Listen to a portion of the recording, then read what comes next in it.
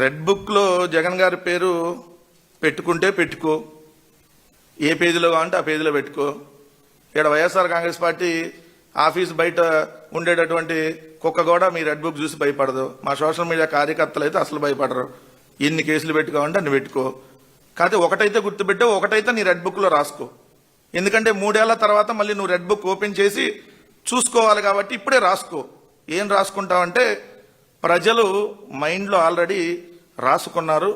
అంటే ప్రజల మెదడులో, అంటే మైండ్ బుక్లో ఆల్రెడీ మీ ప్రభుత్వం మీద రాసుకున్నారు.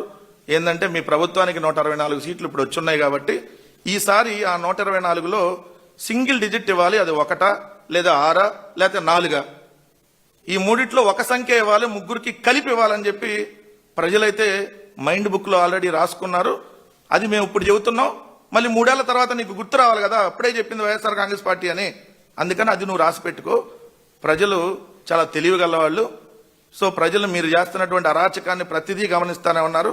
సమయం కోసం వేచి చూస్తున్నారు అనేటువంటి విషయం మాత్రం లోకేష్ గుర్తుపెట్టుకొని ఆ ఎర్ర బుక్లోనో, ఆ ఎర్రి బుక్లోనో, ఆ రెడ్ బుక్లోనో లేదంటే ఇంకేదన్నా పుస్తకంలోనో రాసుకోమన్నాడు. వీలు కాకపోతే వాళ్ళ ఇళ్లలో ఉన్న అందరి పుస్తకాల్లో లేదా వాళ్ళ పిల్లాడి పుస్తకాల్లో కూడా ప్రతి పేజీలో రాసుకోమన్నాడు. మళ్ళీ ఈ పుస్తకాన్ని చిరిగిపోయిద్దాం.